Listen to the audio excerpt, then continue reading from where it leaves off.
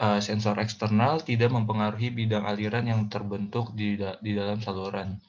Jadi meskipun permukaan sensor terkontaminasi, Viscopet tidak memerlukan protokol pencucian yang ketat dan memungkinkan pembersihan permukaan yang mudah dengan pemipetan sederhana, memastikan analisis viskositas yang andal bahkan untuk pengujian berulang-ulang atau terus-menerus.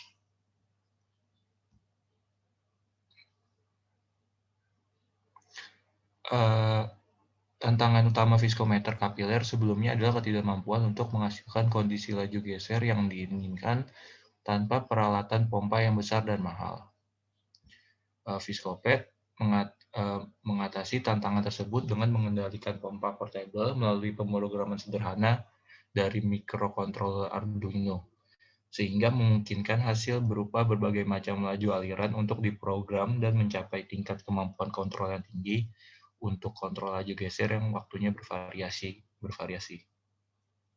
Kami pertama kali menguji seberapa cepat Viscopet dapat mencapai laju aliran yang ditetapkan atau laju geser dengan mengukur waktu pengendapan.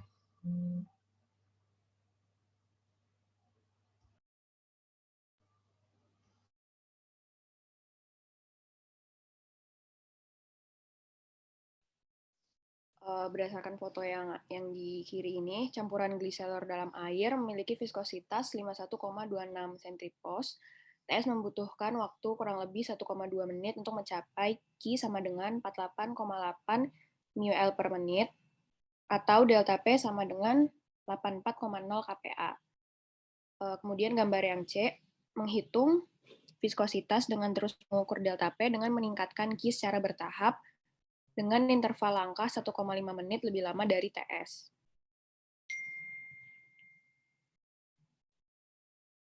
Hasilnya, Viscopet memungkinkan pemindaian laju geser yang andal selama analisis viskositas dalam kisaran laju aliran 19,5 ml per menit hingga 140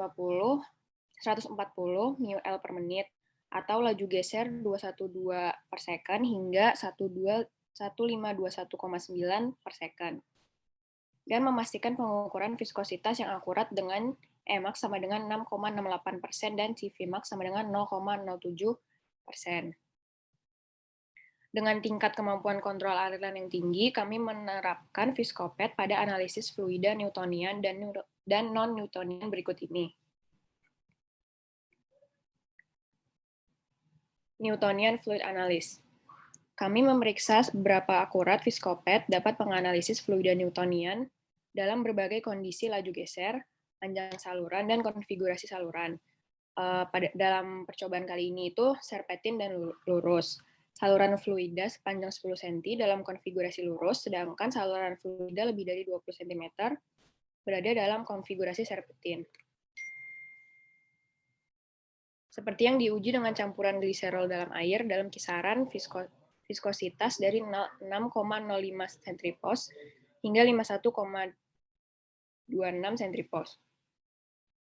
Kami menemukan bahwa terdapat perbedaan yang signifikan antara nilai viskositas yang diukur menggunakan Viscopet dan viskometer komplit, kecuali yang diujikan pada Q lebih besar sama dengan 48,8 ml per menit dan dalam L sama dengan 10 cm.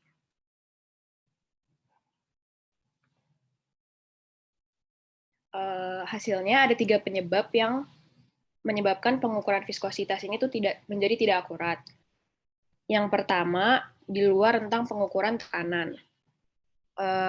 Delta P 2,1 kPa pada Q sama dengan 19,5 ml per menit, viskositas 6,05 dan L sama dengan 10 cm, 4,1 kPa pada Q sama dengan 19,5 ml per menit, viskositas 6,05 centripos dan L sama dengan 20 cm, tidak dapat mencapai batas bawah dari rentang tekanan pengukuran Viscopet, sehingga menghasilkan pengukuran viskositas yang tidak akurat.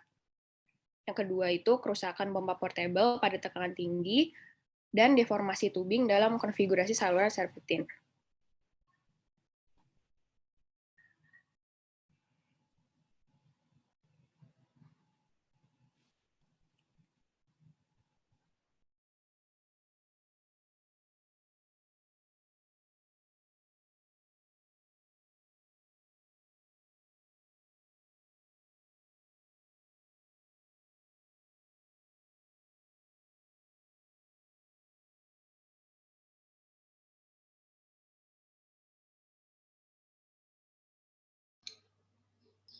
non-Newtonian fluids analysis. Kami kemudian mengeksploitasi kemampuan Viscopet untuk memuat sampel fluida melalui pemipetan sederhana dan mengukur pada tingkat geser yang bervariasi untuk analisis fluida non-Newtonian. Lalu kami menguji fluida pengencer geser larutan gum santan 0,1% berat sebagai model untuk fluida non-Newtonian, di mana viskositas menurun dengan laju geser. Karena TP dan G masing-masing meningkat dari 4,9 Hz menjadi 78,2 Hz dan dari 22,0 ml per menit menjadi 368,1 ml per menit, delta P meningkat secara non-linear atau tidak berbanding lurus daripada linear atau lurus, dan mu yang dihasilkan menurun. Dengan jelas menunjukkan karakteristik non-Newtonian larutan getah santan sebagai berikut. Nilai viskositas yang diukur dengan menggunakan Viscopet pada kisaran laju geser 239,2 misalkan dengan hingga 4001,4 misalkan sangat cocok dengan yang diperoleh dengan menggunakan pembanding mikrofluida konvensional dengan CV max 0,04%. Hasil ini menunjukkan bahwa Viscopet efektif untuk analisis portable cairan non-Newtonian dengan proses pemindaian laju geser yang berkelanjutan.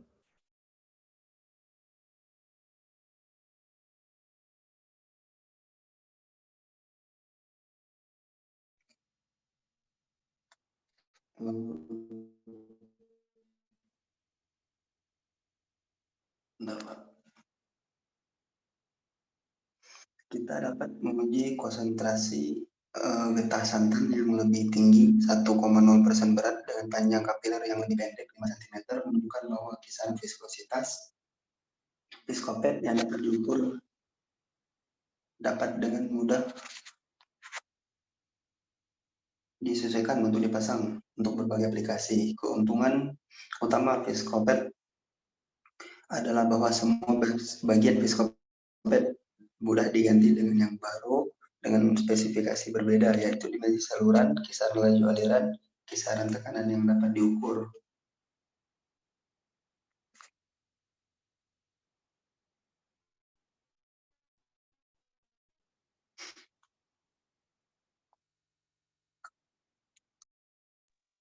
Lanjutin.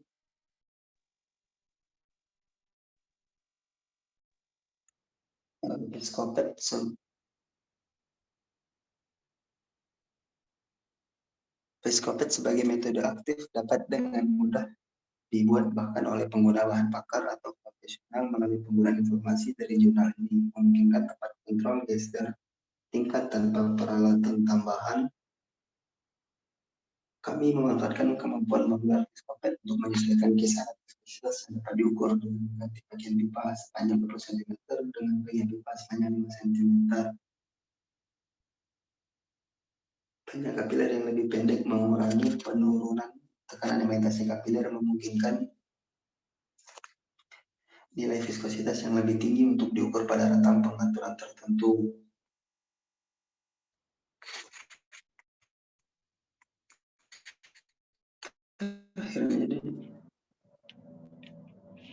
Jadi kesimpulannya, yang pertama, Viscopet memungkinkan akurasi tinggi untuk fluida Newtonian dan non-Newtonian.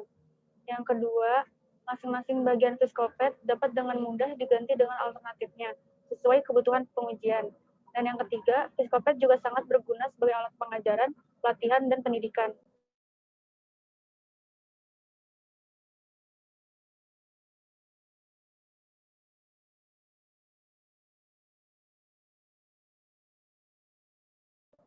Ya, sekian dari kami. Ada yang ingin bertanya?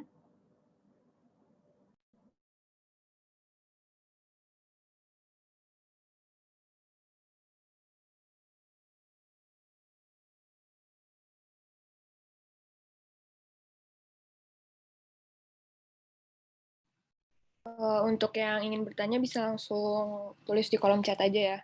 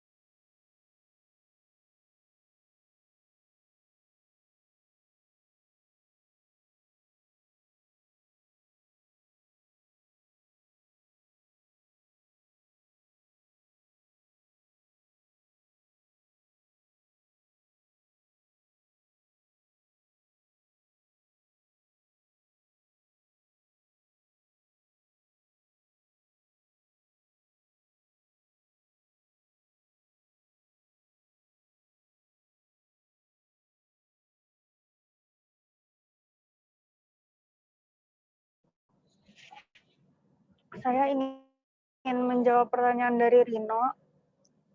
Jadi penyebab deformasi tubing yaitu karena tekanan terlalu tinggi menyebabkan flanger ujung pipet membelok, yang kemudian mengakibatkan potongan tubing yang digunakan di deformasi pada bagian yang melengkung.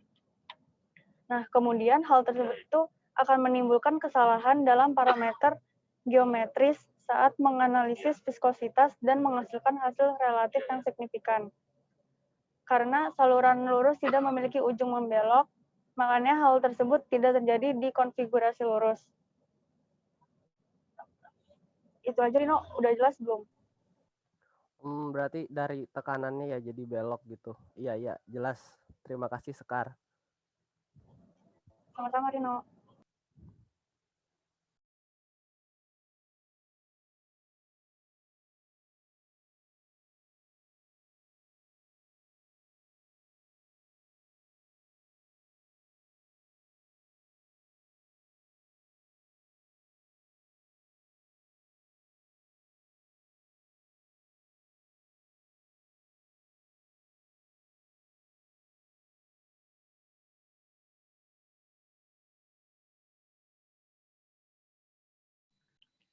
Saya ingin menjawab pertanyaan dari Gema.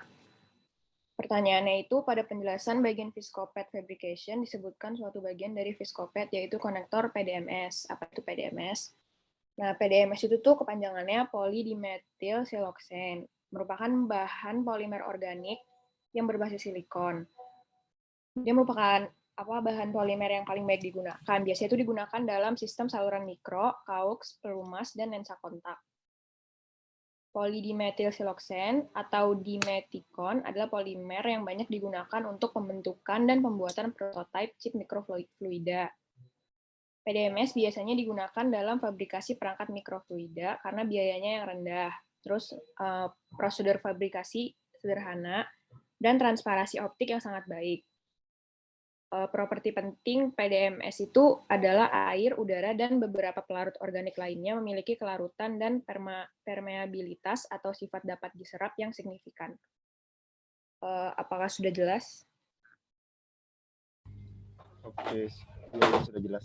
Terima kasih. Oke.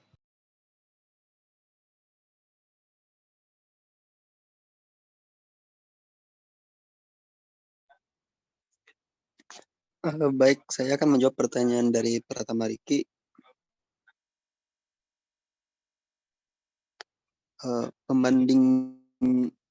Pembandingnya adalah terdiri dari perangkat saluran masuk dengan 2 saluran masuk dan 2 saluran keluar, dan perangkat saluran keluar dengan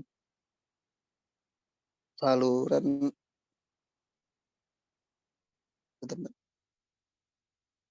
outlet. Perangkat saluran masuk dan saluran masuk perangkat dihubungkan dengan potongan pipa Taigon dan digunakan untuk membandingkan viskositas akurasi pengukuran dengan Viscopet untuk cairan non-Euclidean.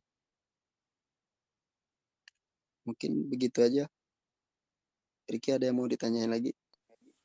Oke. Baik, terima kasih Ajal. Yuk.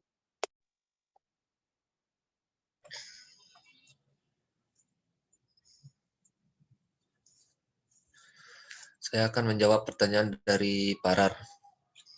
Apa saja keunggulan dari Viscopet?